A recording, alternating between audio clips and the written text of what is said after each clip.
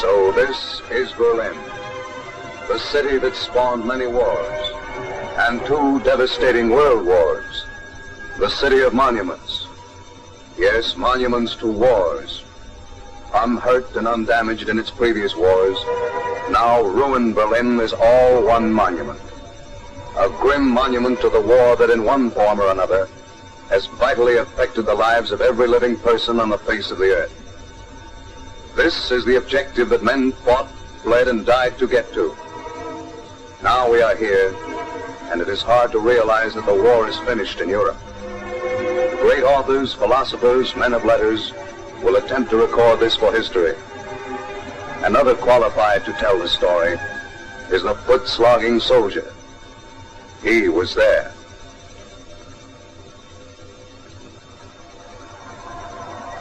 Well, here it was at last.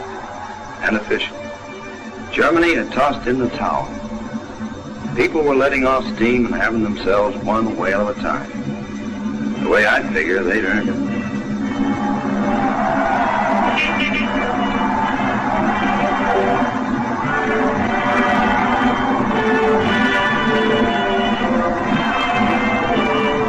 Standing on the corner and watching all the fun made me feel good. And yet somehow I couldn't get into the swing of it.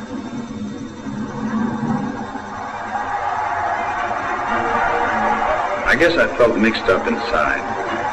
Kept thinking of all the things that had gone on before. All those months of training in the States. Training and, of course, marching. Seems like that went on all the time.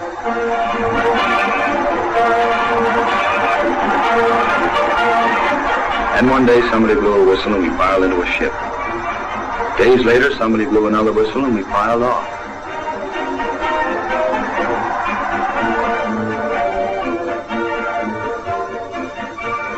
Then we were training and marching all over again. Only now it wasn't Louisiana or Missouri. It was England.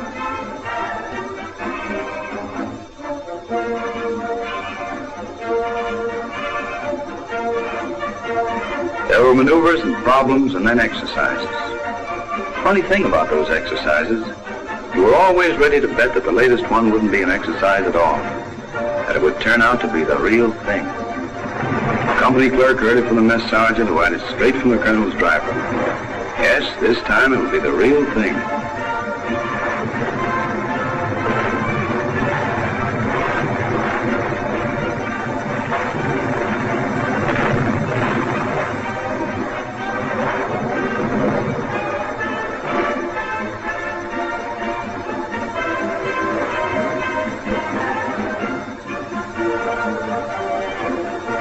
No matter how many times you were wrong, you were always ready to bet on the next one. It was the real thing for the fellows in the Air Force. They were out mauling the enemy, tearing up his marshalling yards and depots, smashing his factories, knocking out everything that kept his machine rolling.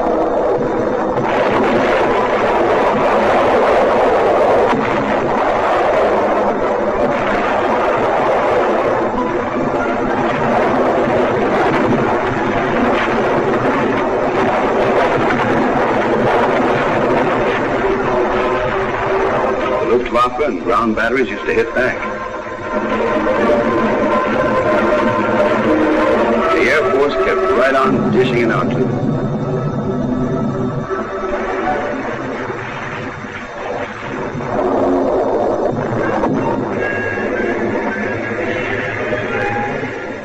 All those months, supplies kept pouring in. Mountains of them.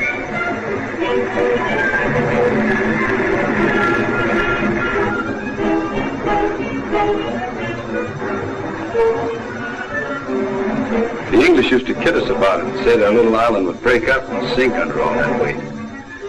Big stuff like locos and tanks. Little stuff, too, like rations and cartridges. Everything an army uses, from paper clips to planes.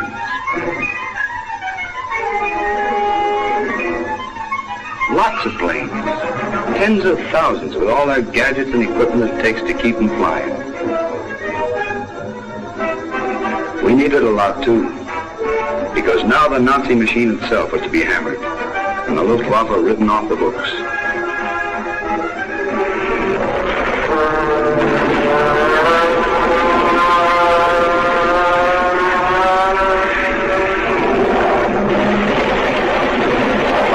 and communications ripped to bits.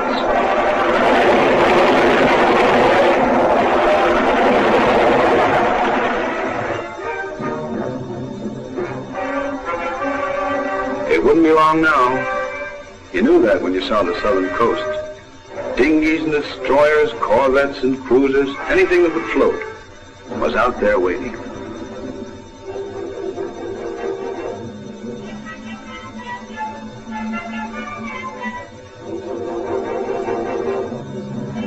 This time when loading began, there wasn't any betting. Couldn't find any takers. This time it was the real thing.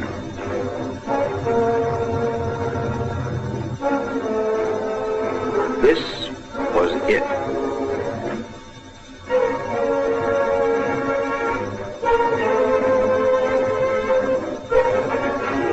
It felt good to be doing something after all that time hanging around the embarkation area. So good you didn't worry about what might happen next.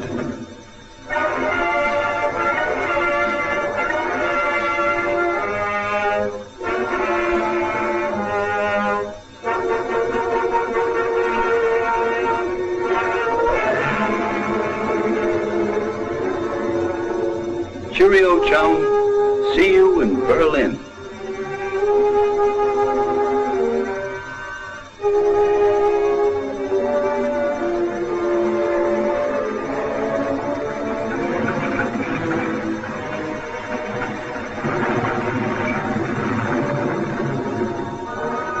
It was a tough job and complicated. Those Navy men sure knew how to handle it, but we hadn't seen anything yet.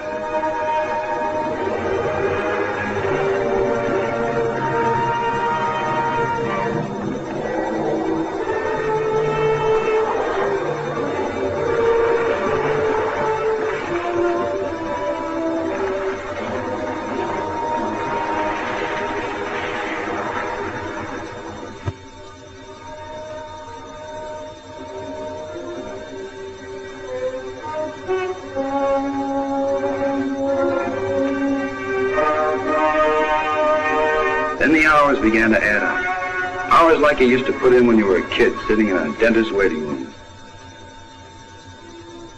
A fellow who played an instrument or could do a few stunts didn't have to look hard to find an audience. Some of us just played cards or swapped small talk.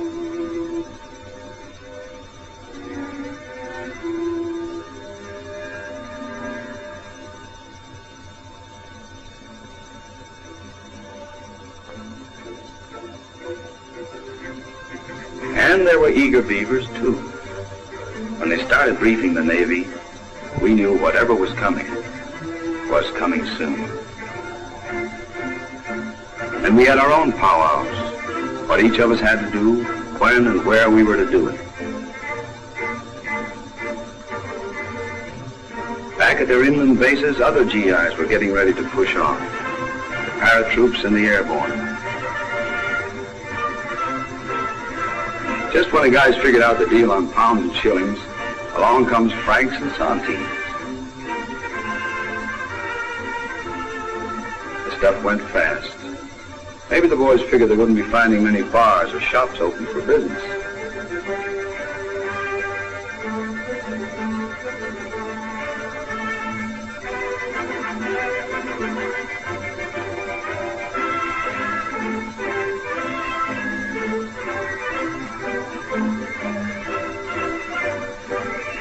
Pretty soon, men began to drop out of the games.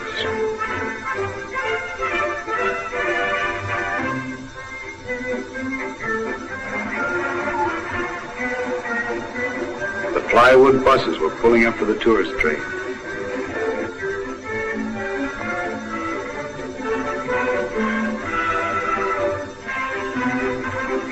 Then the big boss himself showed up.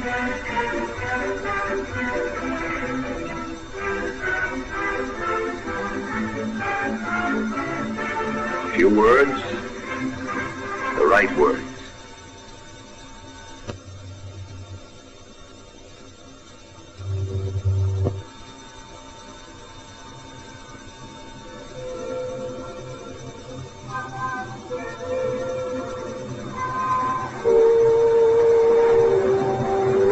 Not where we were lying. flying, more and more shipping was on the move. It looked like a traffic tangle to most of us, but then we were only landlubbers and wouldn't know.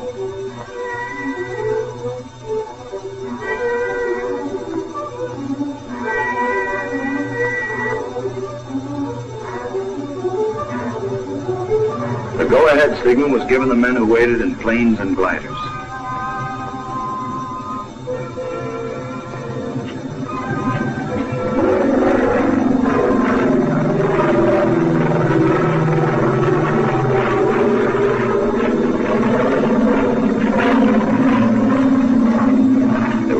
Sky parade that went on from dark right through till dawn, and then on into the day.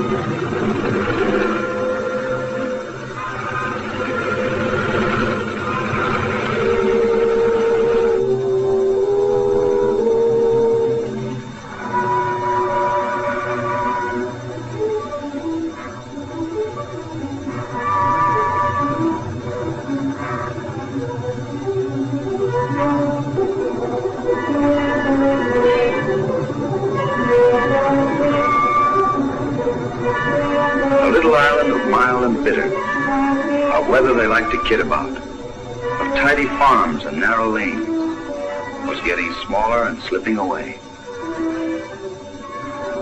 Then there wasn't any England at all. Only the channel far below, crisscrossed by our convoys.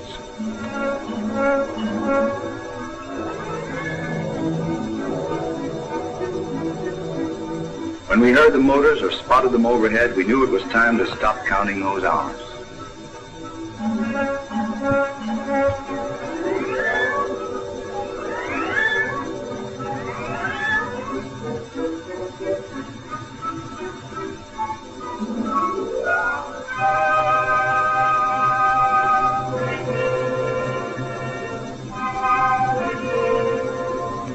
Somebody joked about unleashing the dogs of war. There was nice courage in a cigarette. And in the air cover we'd all been hearing about and now could see for ourselves.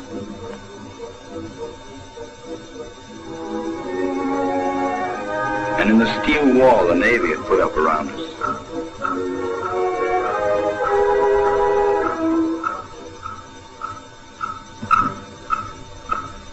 And in ourselves.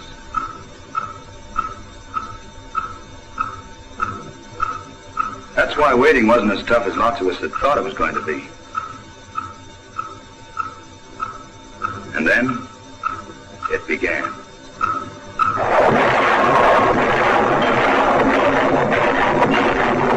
It was the Navy's show. But our own act was coming up.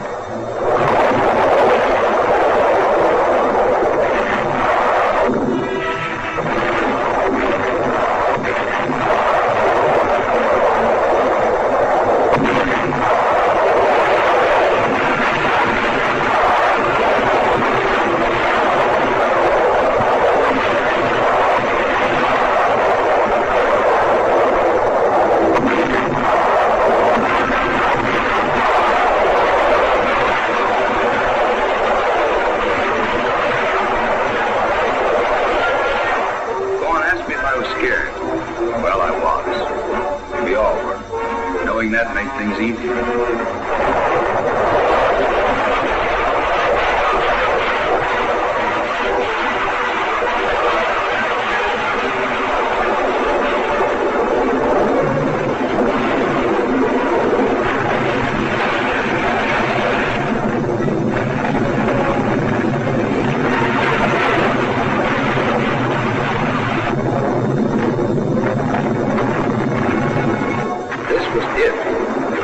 In it together.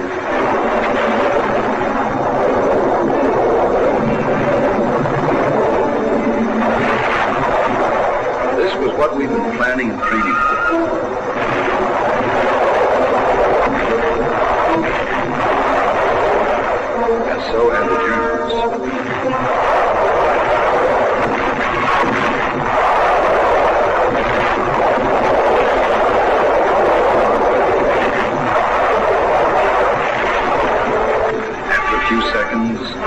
maybe it was years, we hit the beach.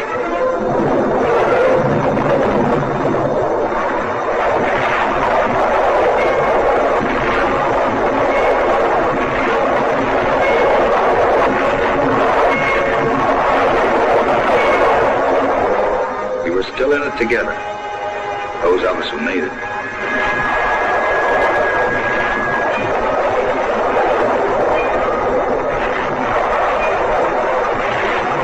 It was the same on all the other beaches along that strip.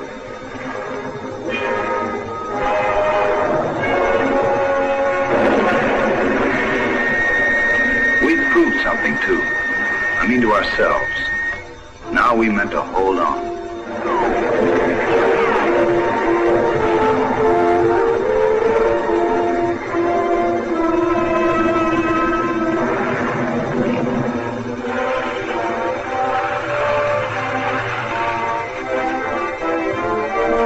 Come by air had made their landings, but we wouldn't know the full story till later. Right then we were sort of busy ourselves.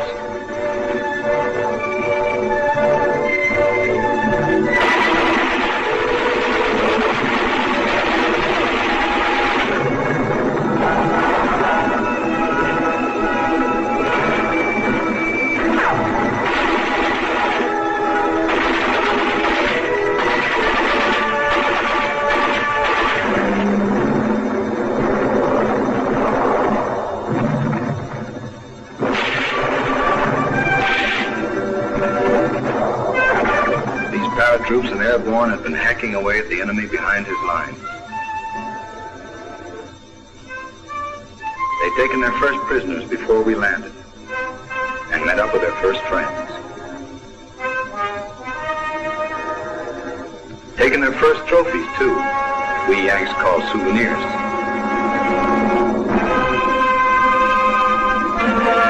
The Nazis had been pushed back, and along the beaches, man-made forts were mushrooming up. Into them were pouring supplies, material, manpower.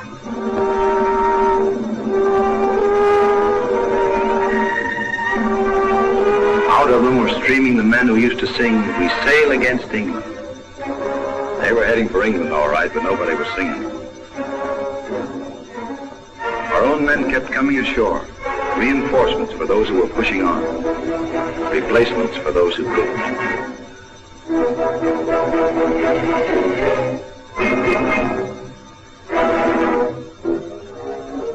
Then the advance became a trail of smashed towns and crushed villages on the road to Cherbourg. The enemy knew we'd need a real port to take the place of the sand strip landings. We'd have to blast them out, and that's what we did.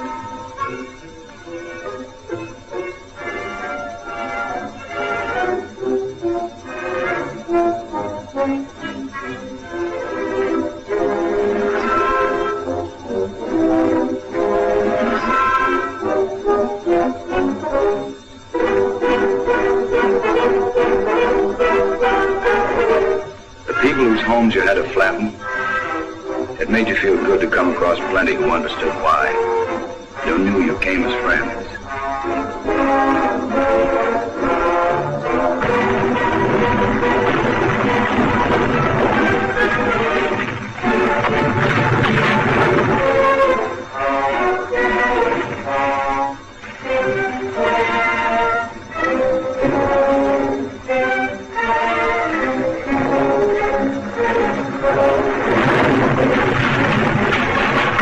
Of warfare called street fighting. There were scraps in the open. Then, one day it was over. The harbor forts at Cherbourg gave in, and a little less than a month after we'd started, the city was liberated.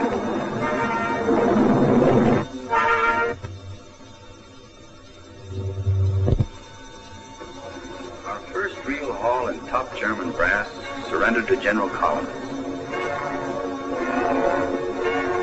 We had an old-fashioned 4th of July with fireworks, for Adolf.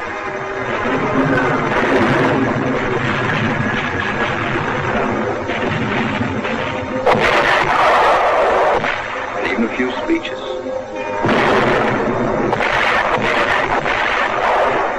French are a funny people.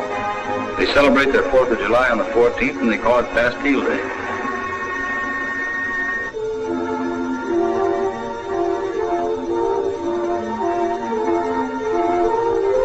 Bonjour.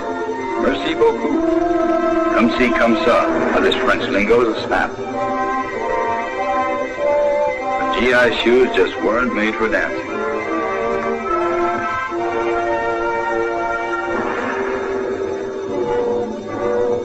And so we started out again.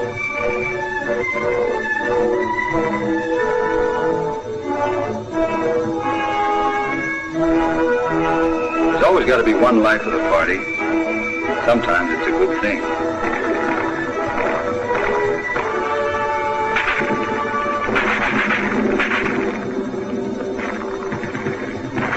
This party was what they called the Battle of the Hedgerows.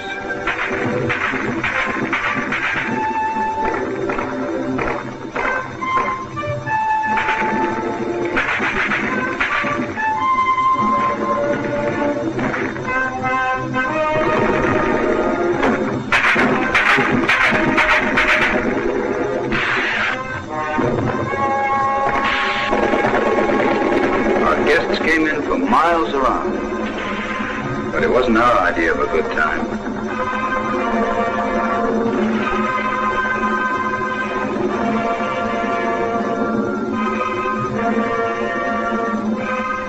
There was always a hedgerow behind you and one up ahead.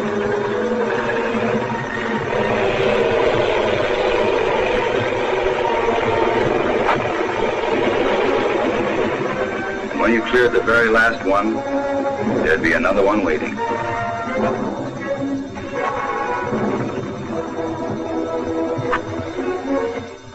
No, it wasn't our idea of a good time. Sometimes there were breaks. They might even last a day or two, and you could almost forget Burke guns, 88s, and snipers.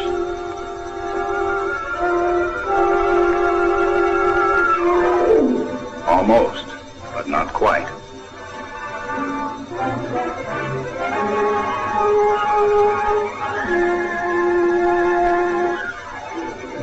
Not if you had any brains under your iron hat.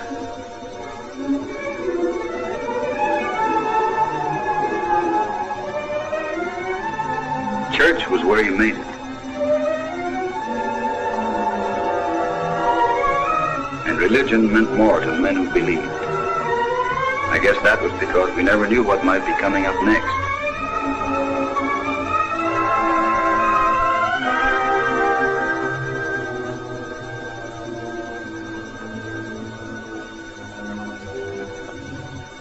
What was coming up next? Well, this time it would be San Lo.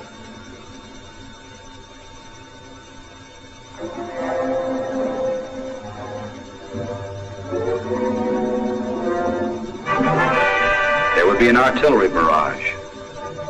Like marching with us, there was the same old routine for those fellas every time they set up. Maybe hours getting ready to fire 5 rounds, and all the while staying put in one spot, like clay pigeons.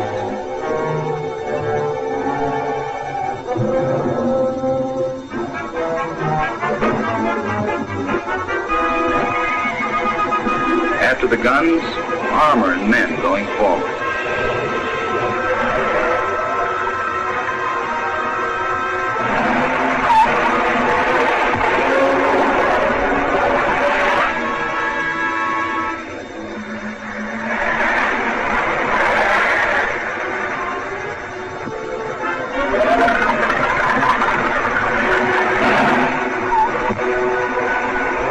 Then edging into the town itself.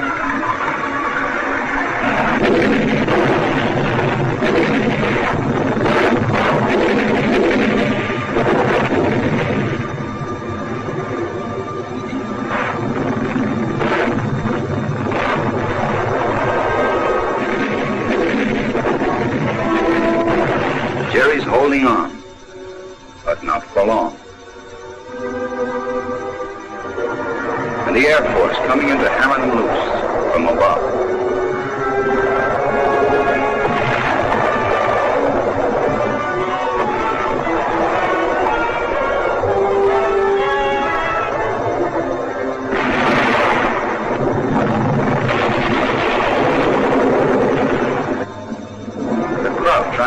down to mounds of rubble and piles of wreckage. It'll be a good try, but only a try.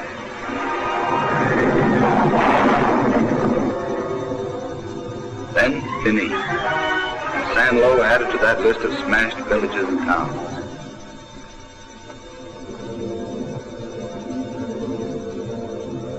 Sanlo stopped being used, and it was Patton. Patton and his armor breaking out and running wild.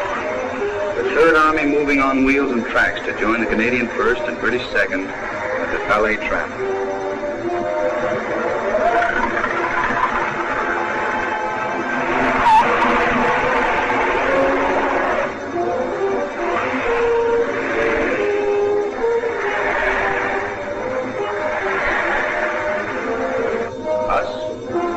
We went on like before, using foot power.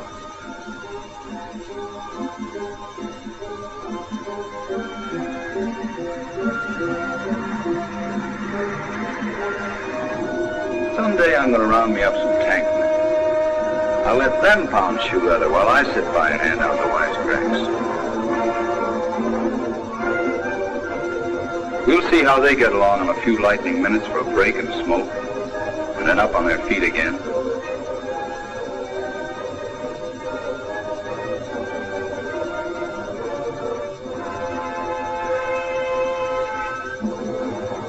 That's what it was for us.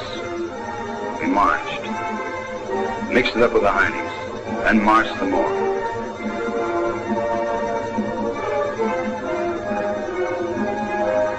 We marched clear across France, marched right into Paris.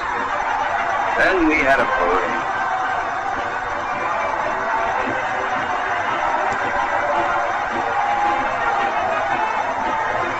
Paris had been liberated, and Leclerc's men were still cleaning up the Boche who hadn't moved out fast enough.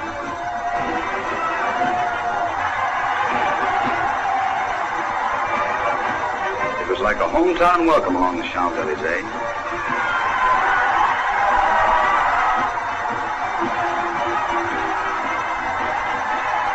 Ceremonies and speeches. The town was yours and everything was on the house.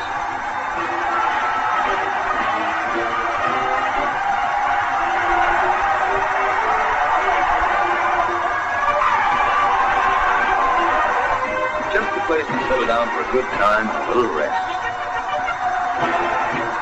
But no, we kept right on marching.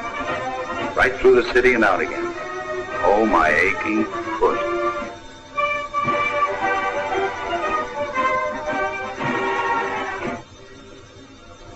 There were other GI shoes pounding the French roads now.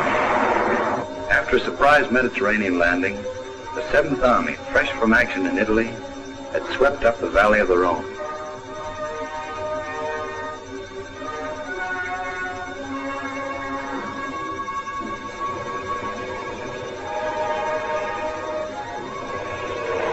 Lyon had been liberated.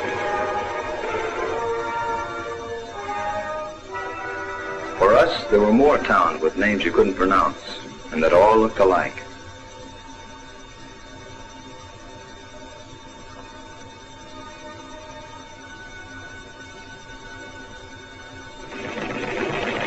Each one had to be taken first.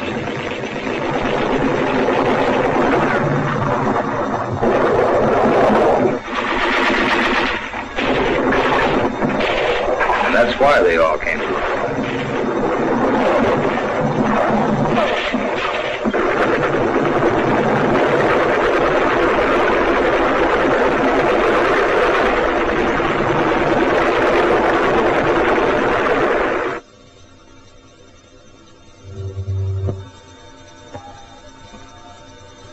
Jerry was beginning to lose his taste for war.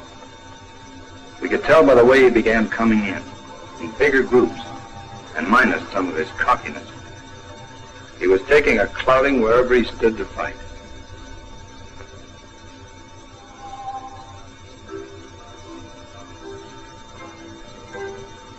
Or where he tried to run away. He was learning how it feels to be on the receiving end, and he didn't like it.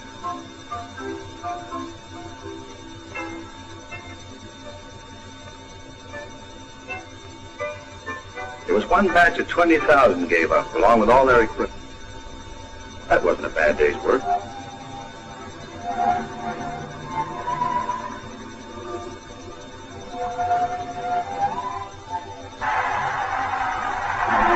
Between jobs, we kept right on marching.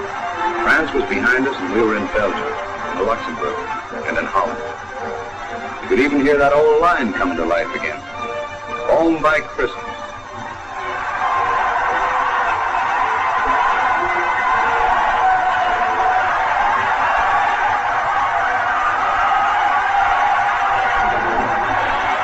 The enemy was folding, and you were beginning to get a bang out of this hero stuff.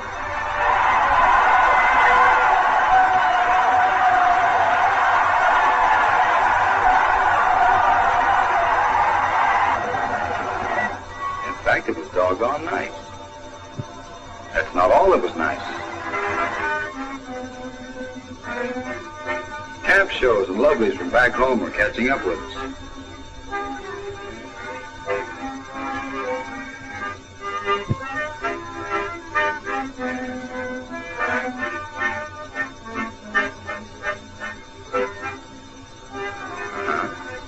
Nice.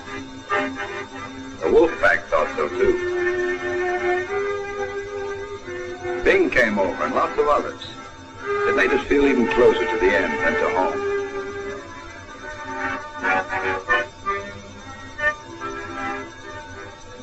Ike and Monty had come around and everybody knew something big was cooking. Maybe that knockout punch.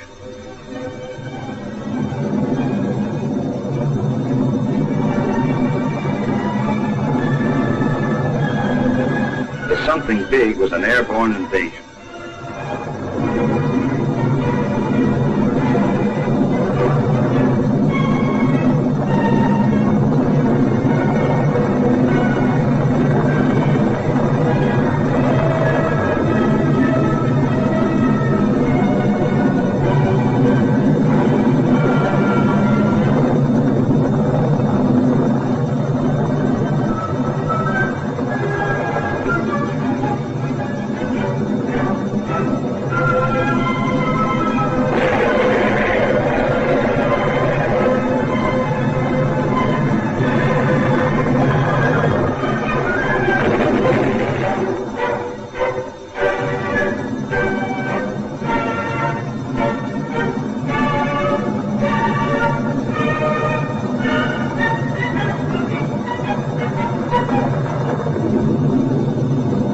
Like civilians in the world outside, we held our breath and waited for the news.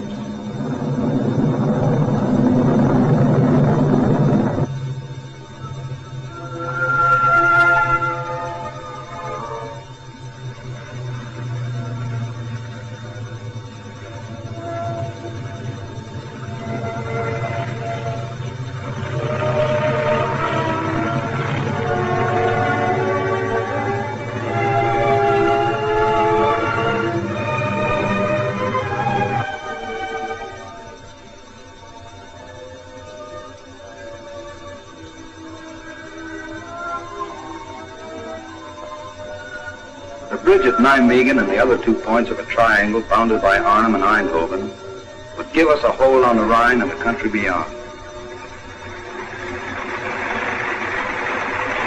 The link-up of the British and General Dempsey's men, the defense of the Iron Pocket, would become history. It was a hard one to lose, and it pulled us up short. Heine hadn't thrown in his chips yet.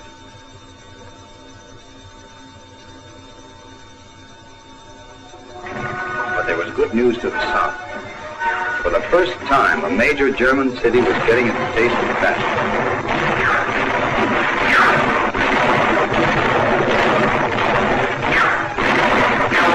Assault by artillery and from the air was going to do for Aachen what had been done to all those little French towns and villages.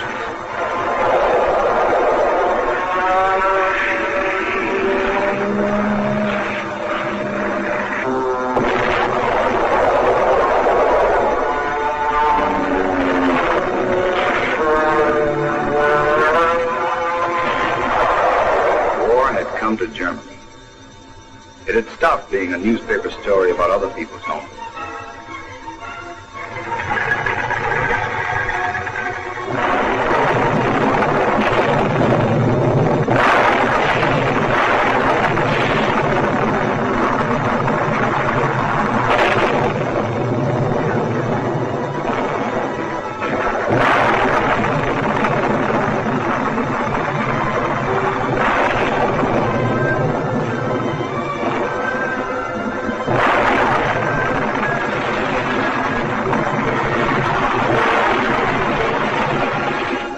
because it was home, the crowds held on and fought back.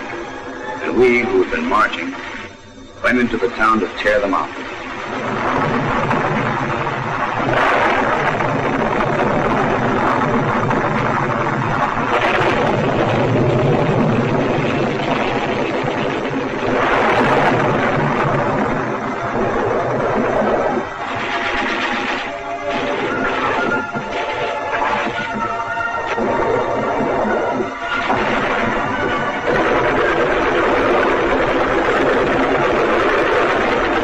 Tore them out, and that took care of Aachen.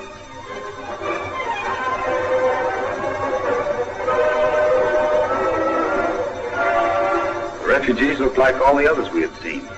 Maybe some of us even felt a little sorry for them, because we didn't know then a lot of things we were going to learn later.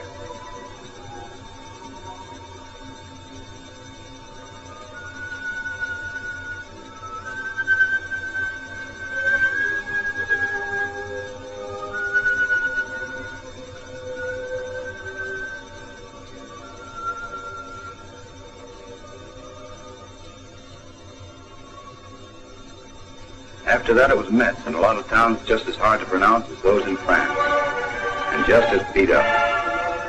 Then we came to Siegfried. It was slow going, but it could be done. We used new tools and new weapons, and we gave them the rocket treatment.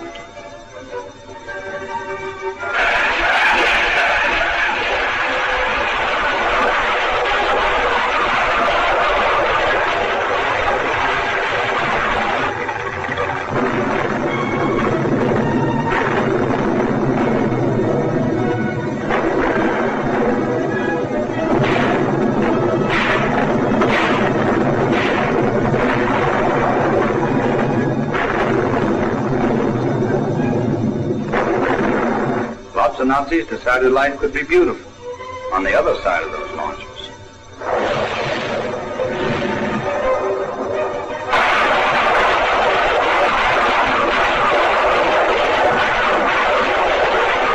It was up to us again. And so we put the Siegfried behind us and started on again, deeper into Germany.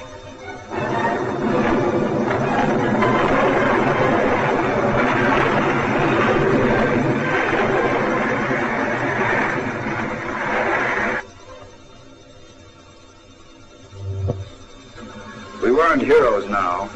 We were hoodlums, gangsters, just like the Führer had said.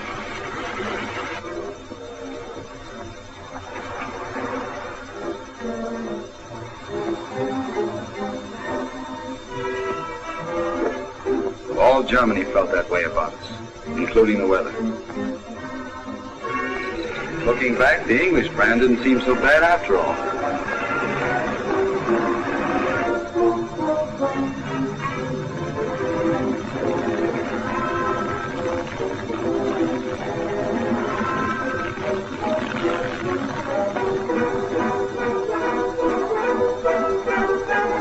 Sometimes a fellow should have stood in bed and had his meal served there, too.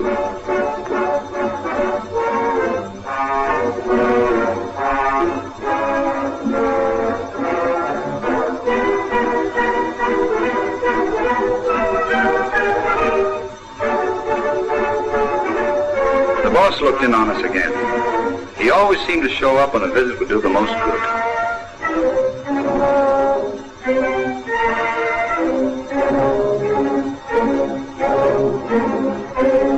Wherever they could, the Heinies used to help out the weather by pushing over a few dams.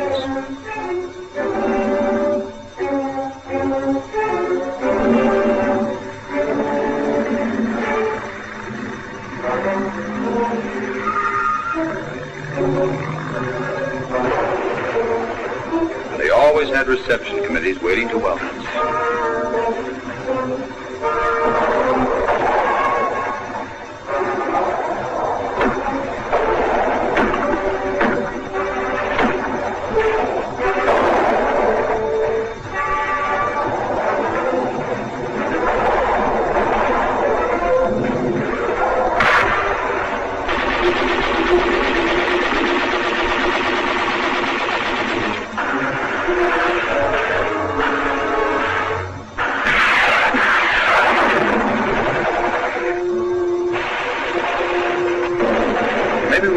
little rough, the way some of them carried on.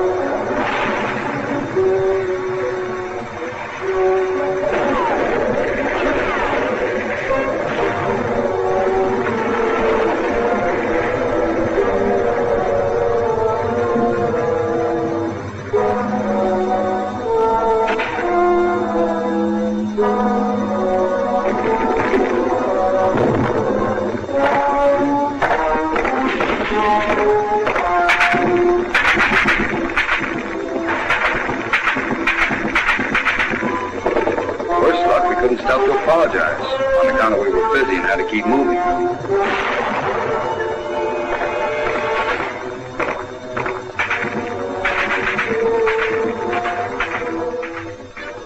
One day we passed some nurses with a liberated sled. It was a reminder that the holidays were just around the corner, and the young man's mind just naturally turned to his winter wardrobe.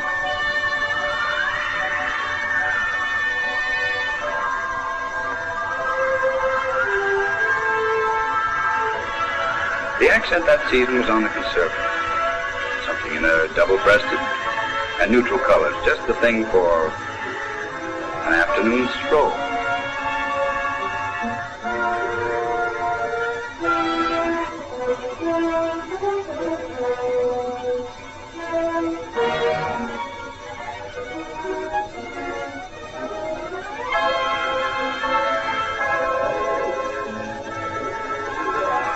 Thanksgiving came, featured by dinner parties.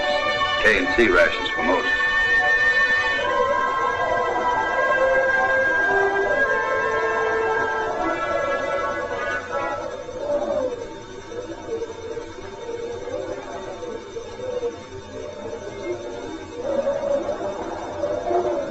But turkey, too, for the lucky ones.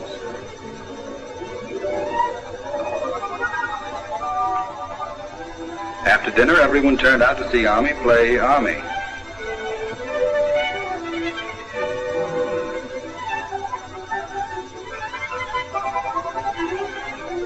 Yeah, that sure was one gay holiday season. There was a strip of land called the Hurchin Forest that had to be fine-combed before we were out in the clear.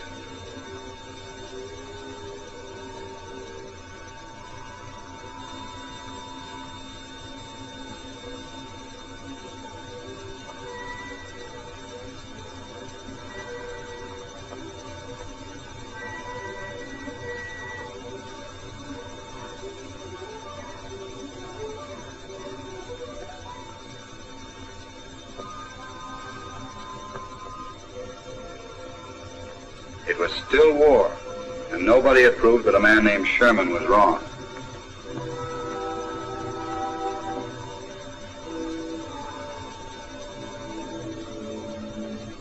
The holiday season was winding up, and if your outfit wasn't on the move, you made little plans. It was going to be as merry as you could make it, but nobody dug up that old one about home by Christmas.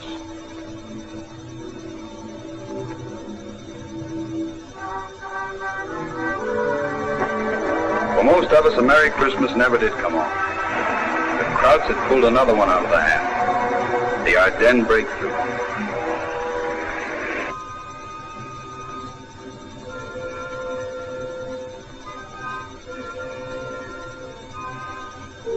It was our turn to give ground.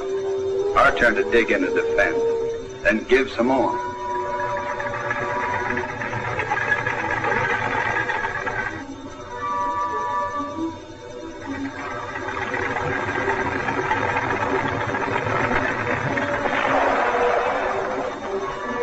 People who had come back to their villages were on the roads again. The Boche was coming back. They knew what that would mean.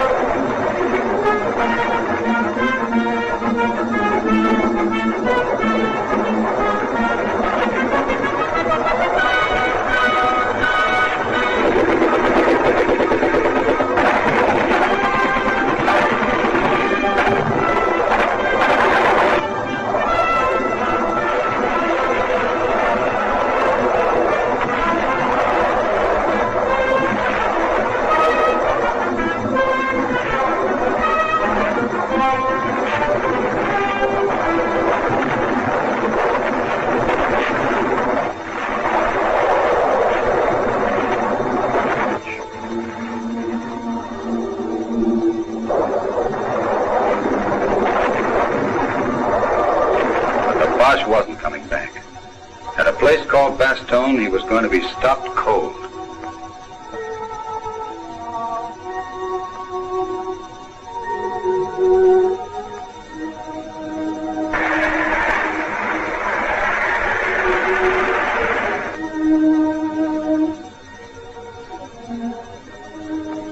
He might try to wriggle through wearing our uniform, but it wouldn't work.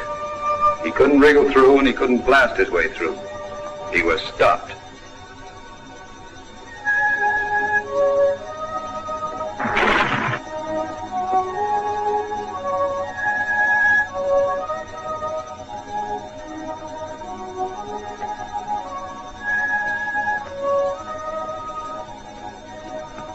Not only that, but he was going back where he came from. We were going over to the offensive and we were going to stay on it.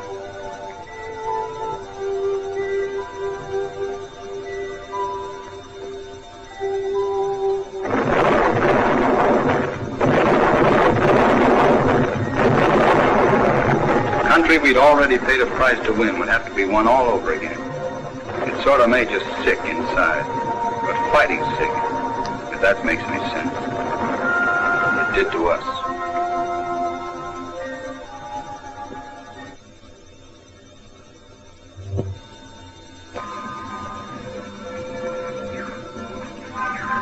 It was slow going, and we were fighting for ground that could be measured in half acres, sometimes no bigger than a truck farm or a garden plot.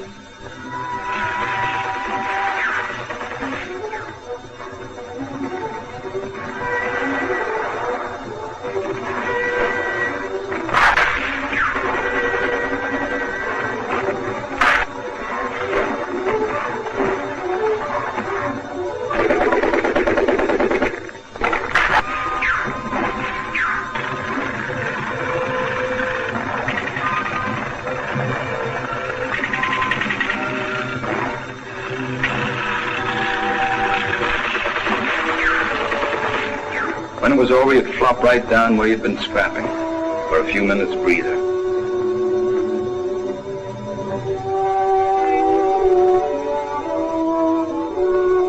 Then go on to clear another patch or push the Nazi down another hill. You could go out and fight an enemy who had a gun if you had a gun. But fighting winter was tougher.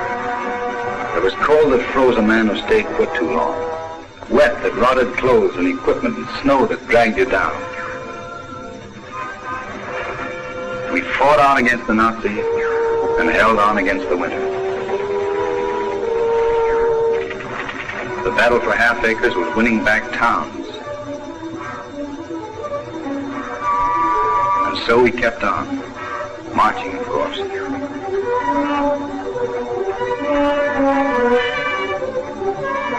A full-scale offensive was growing out of the counterattack.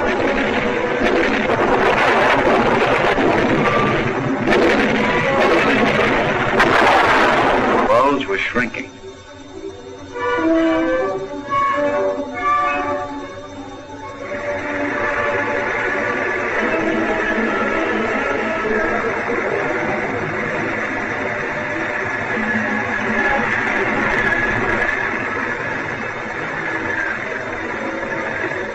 We were going forward again, and that helped ease the ache of dog-tired feet, legs, and bodies.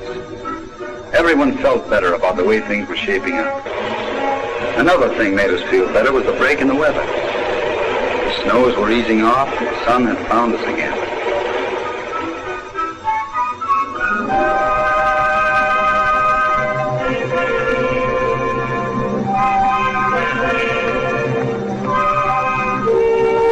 That weather was just what the doctor ordered. Yeah, good old Doc Goebbels.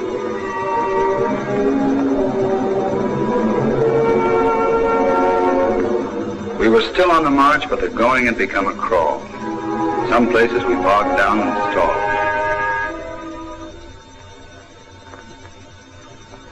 Sure, the bulge was growing smaller and we were getting a good bag every day. But our own hitting power was shrinking too. The weather that Doc Goebbels had ordered was stopping us. The wheels that had to bring us equipment, ammo, medical supplies were stuck fast in mud.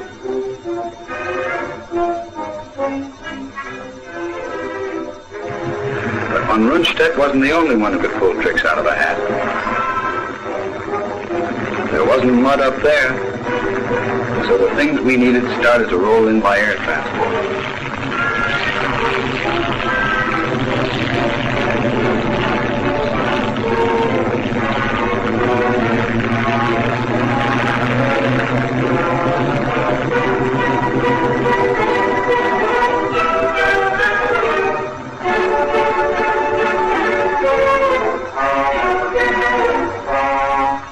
We licked the weather the dock had ordered,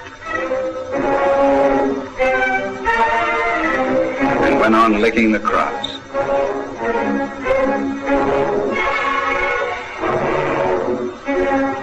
It must have been a pretty good job, too, because pretty soon there was no more bulge, and the only heinies left were real well-behaved and didn't give us any trouble at all.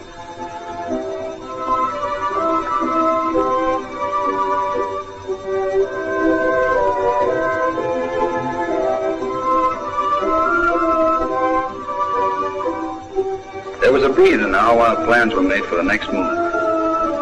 We were going to cross a river that stood between us and, well, other rivers. Jerry on the other side was being softened up.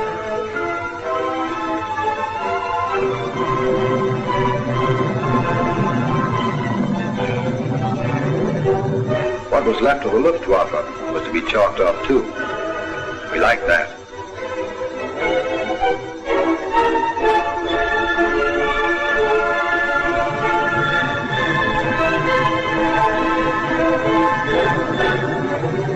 It would make things easier for us, and even a lot easier wouldn't be easy enough.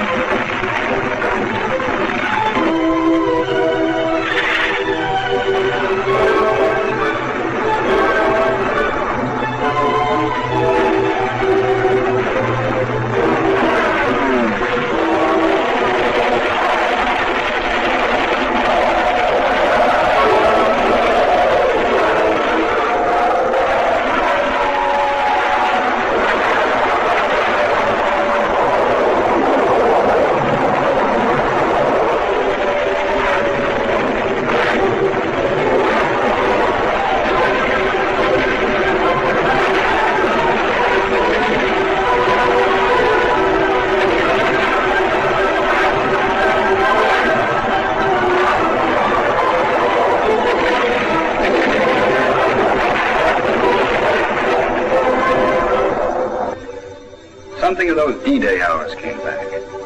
We were all in it together. Sad sacks from the repo depots and old vets right out of Malden.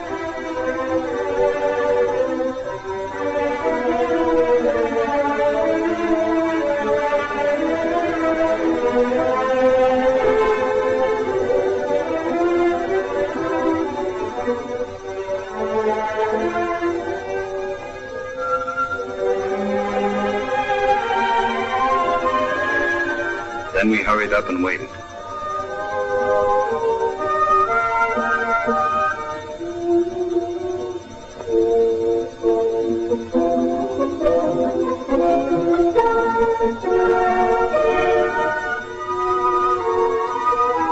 If you were smart, you caught up on a bit of shut-eye because there wouldn't be much sleep all that night. The artillery would see to that.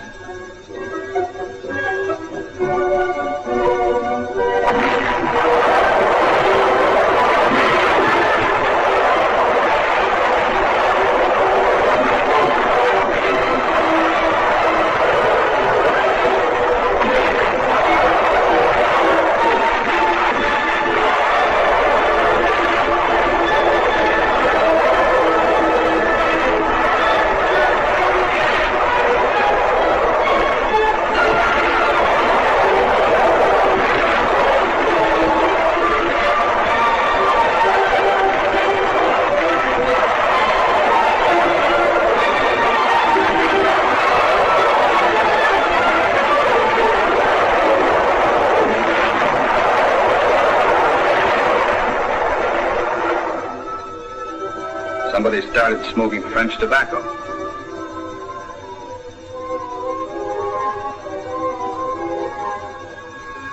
And was doing a good job of it, too.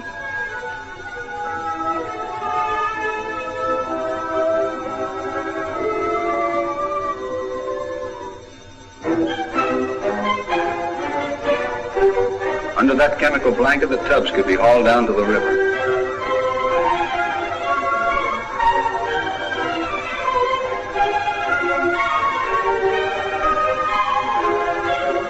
The Roar didn't look like much of a river as rivers go, but it had been equipped with some pretty fancy cross currents and moved faster than a 48-hour pass.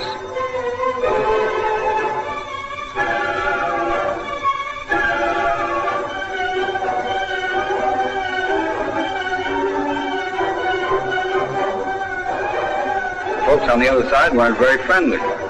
They threw things at us and tried to keep us from landing, but we wanted to, and that's what we did.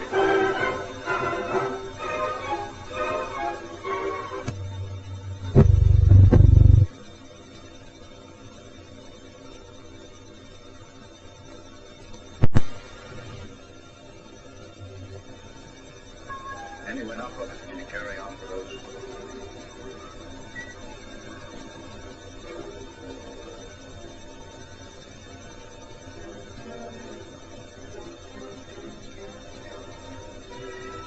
The engineers who had been working through the night were still at it during the day, trying to get dry crossings made down. You couldn't tell them that the Roar wasn't much of a river, as rivers go.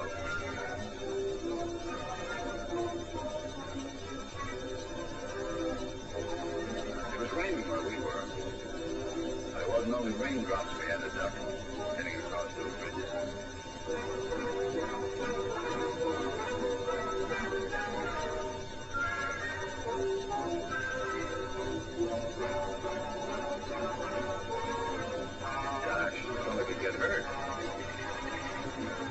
There wasn't much left on the far side, but enough for the enemy to dig in and make things unpleasant. The fellow had to keep his eyes open every minute. Even so, crouched behind a pile of rubbish, we let him have it.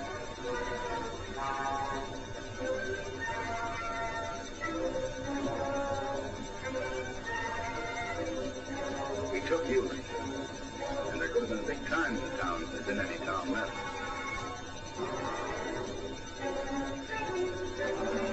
Matter of fact, there wasn't much time. The heavy stuff was getting across the Roar, catching up with us and going on ahead.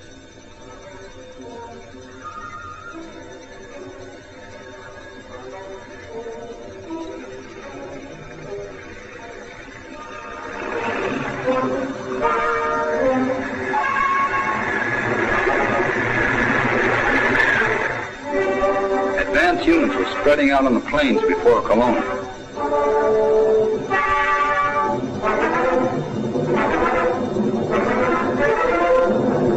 That country was just made for tanks.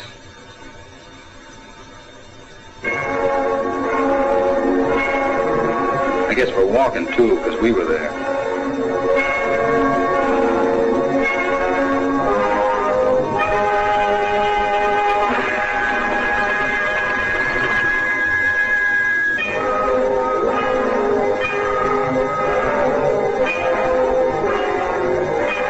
Yeah, I love a parade. Flags flying, bands playing, and crowds cheering.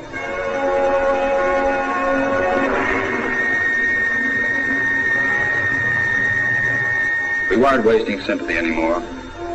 After Malmedy being hard-boiled made good sense.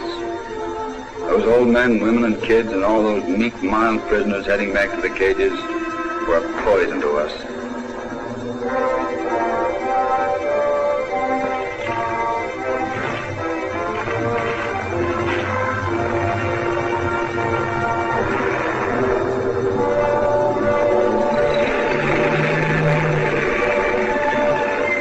He wasn't ready to give up Cologne. It was too important a town.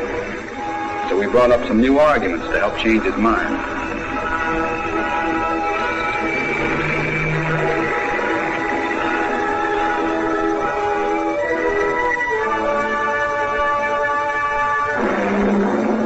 Somebody was going to have an awful headache.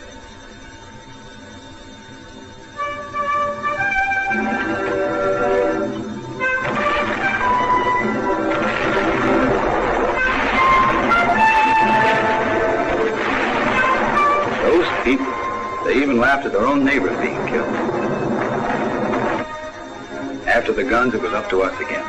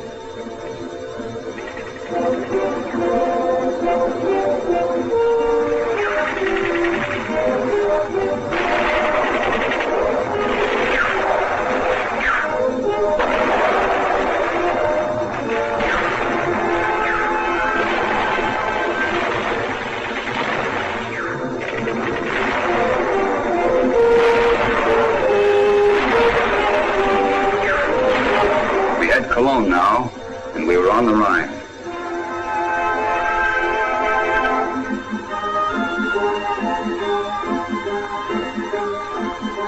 Big news broke at Remagen. Call it a lucky break if you want, but the way I figure, everything that happens is a break. Only it takes somebody on his toes to turn it into a lucky one.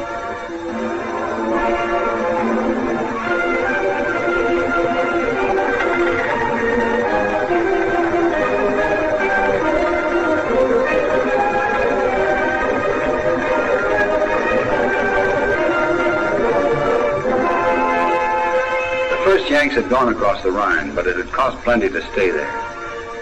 Old-timers who'd seen action in Italy said it was like Anzio. The medics had a job on their hands, but it had always been a job from D-Day on. It took guts to go out where things were popping the way they did. The Red Cross might be a protective marker, and again, it might be a nice, clean target, easy to spot.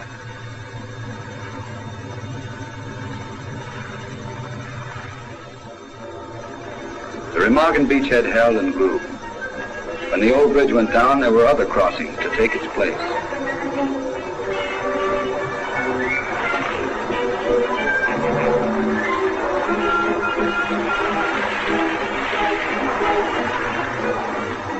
When we finished, the only thing German on the other side was some valentines left behind by the local comic.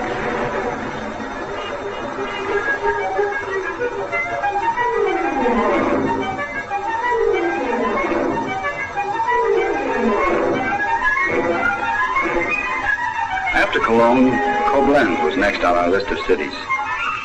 We were teaching the crowd that anything he tried to defend was going to be smashed. He should have learned fast because it was a lesson out of his own book.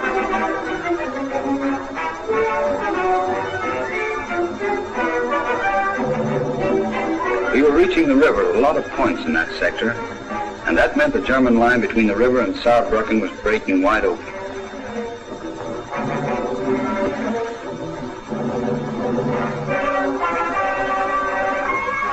Before we could take advantage of it, though, there would be plenty of cleaning up to do. There were towns that had been bypassed.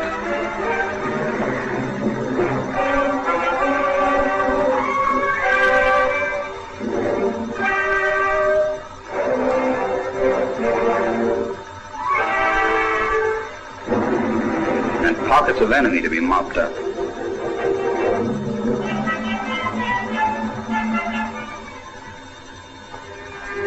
When the job was finished and we waited for the next round, there was time out for a little fun. Horseplay, I suppose you'd call it.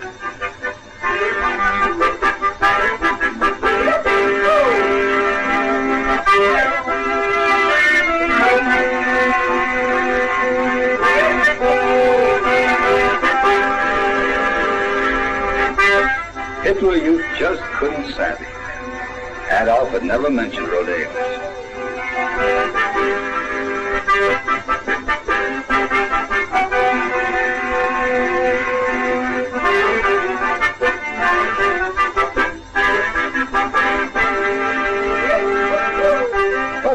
fun in our decadent democratic way.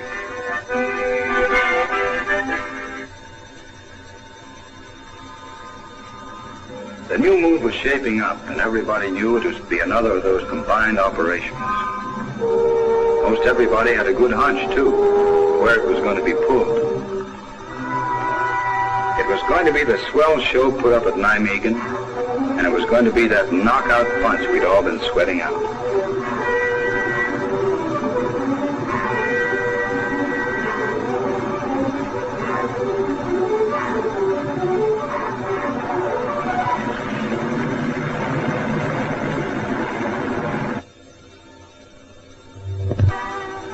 More than 3,100 tow planes and gliders were in on it.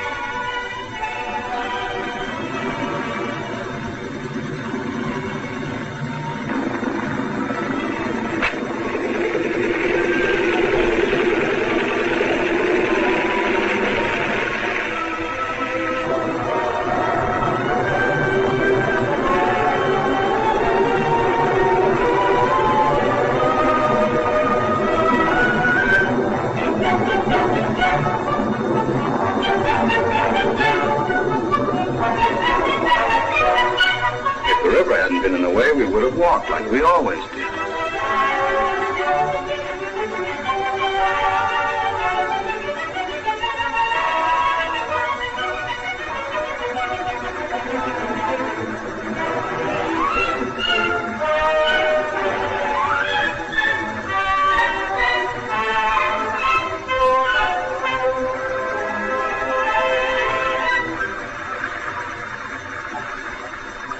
Down to meet us was the Navy, our first meeting since D-Day. We all got a bang out of watching the United States Navy romping around in the German Rhine.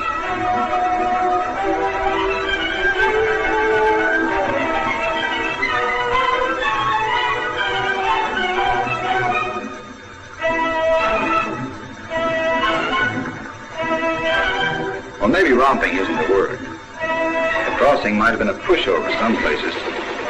But at other points, the Krot was pretty sore about his sacred German river and all that sacred German soil behind it.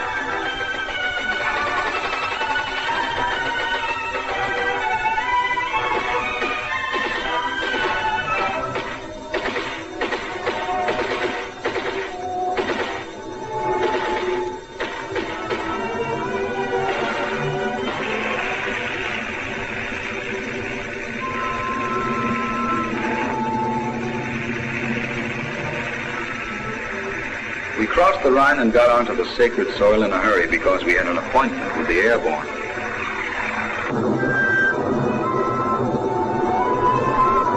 They were coming over in droves.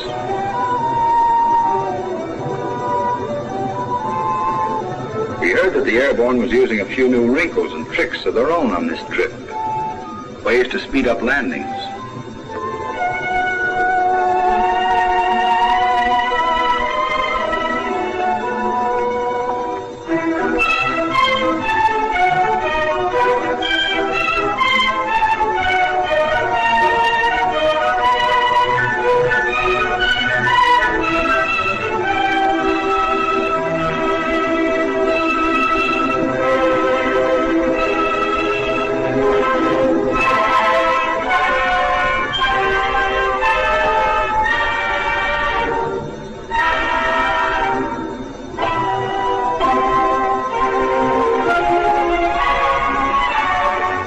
Bridgeheads were secure, and the engineers had worked out some new twists too, besides using the old ones for getting more manpower over.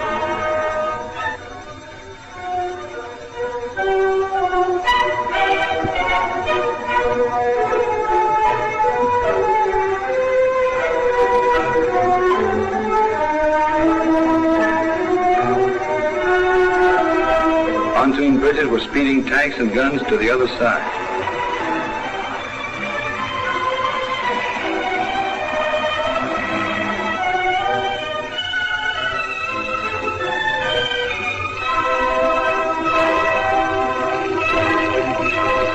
This was that knockout punch, all right, and there was plenty of steam behind it.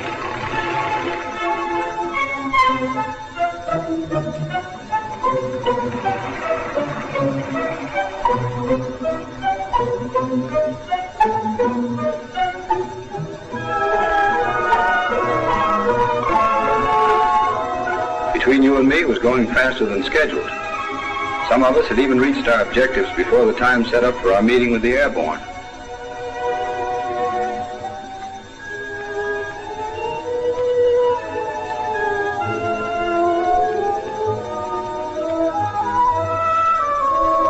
More and more Heinies were deciding that a soldier's life isn't the easy way to make a living. There were so many, it seemed like Adolf couldn't have any left, and that he'd really scraped the bottom of the barrel this time. Old guys and kids and whatever the crowds call their 4Fs, along with the trained killers.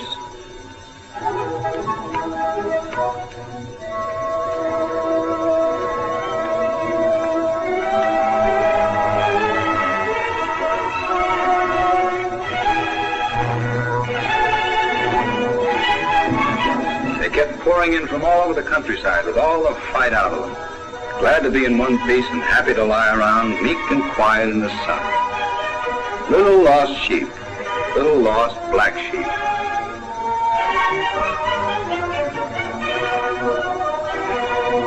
The old lesson of resist and be smashed had to be taught to another corner of the Germany that was going to last 1,000 years.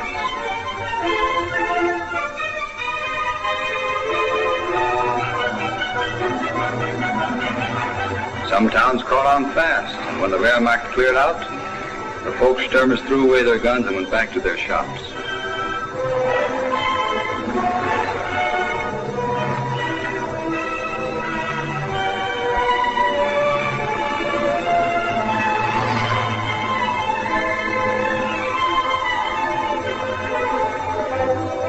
But others didn't. The homes of millions had been crushed like this, and these same people had laughed and cheered. Now German women were learning to cry, like the women of all those other countries.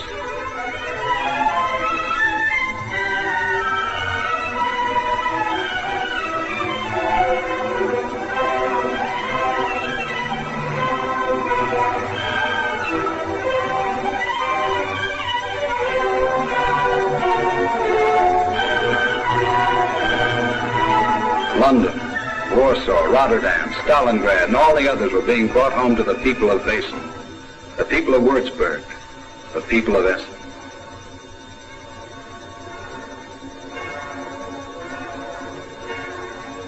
Essen, where the Krupp family had manufactured all that death and destruction. The planes which had carried so much of that death and destruction littered the country wherever we went.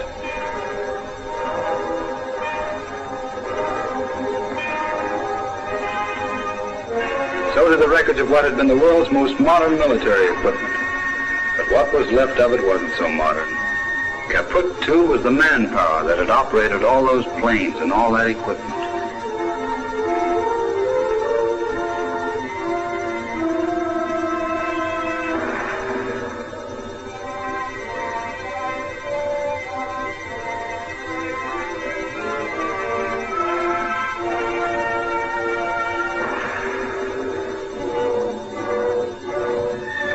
Getting close to the final curtain.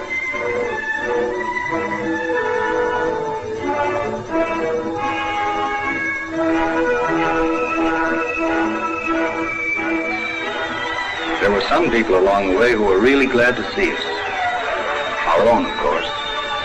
The men who had been behind wire fences, some for 3 and 4 years.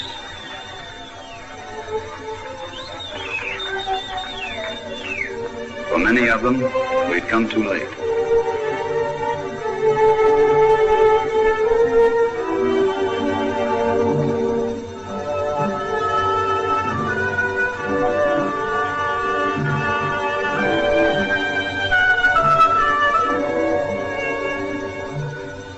None of us would forget what we saw behind those wires.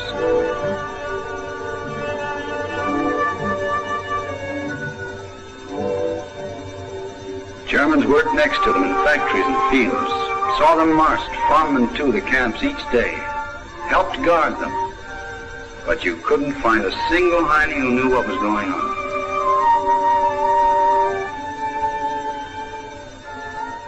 There they were, starved, beaten, tortured, and killed. But nobody had done it. just some of that wicked anti-Nazi propaganda.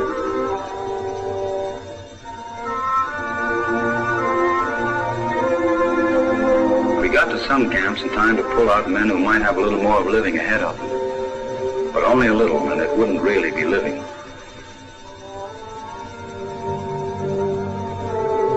Adolf had ended poverty in Germany, for Germans. We knew how. With the slave market ended and nobody to steal from now, what were the nice Germans going to do?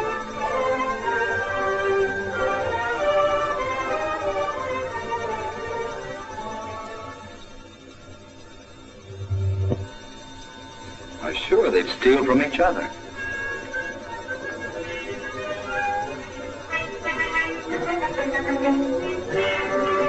These were the same nice Germans to whom the shelling of Cologne was a great thrill, a joke. The French, the Dutch, the Czechs, the Poles, the Danes never thought the Germans were very good neighbors, and said so. We read the wrong papers and called it propaganda. Well, now we could see. The gag about discipline, and that one about Superman. We had the proofs on them, too. It was only a few weeks before the end when the news hit us. We'd lost a good friend. The world had lost a good friend. It didn't seem fair with the job almost finished.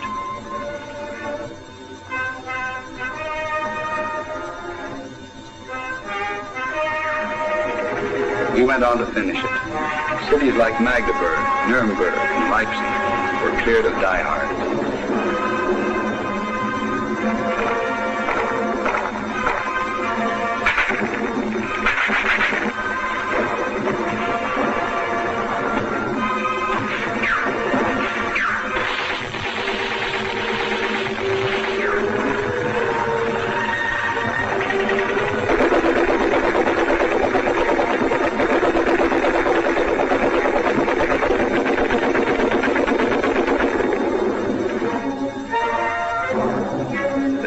The fewer Nazis we found.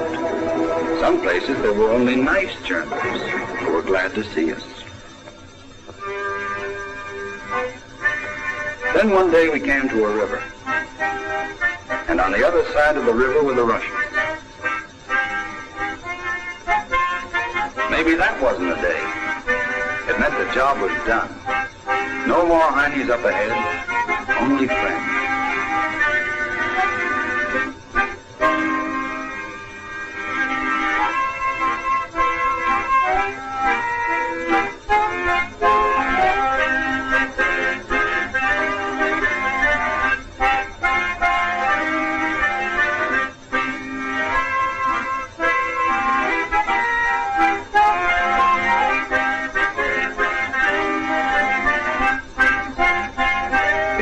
To get a first-hand look at the fellows who'd been battling Krauts for 4 years and to compare notes. According to the Germans, they were subhumans. They looked and acted like us, so I guess that made us subhumans too. Anyway, us subhumans had ourselves a time on German beer and their own brand of liquid fire. We drank toast to ourselves and everyone we could name. Hitler was kaput. Nuremberg's gift to the world, Nazism, was kaput.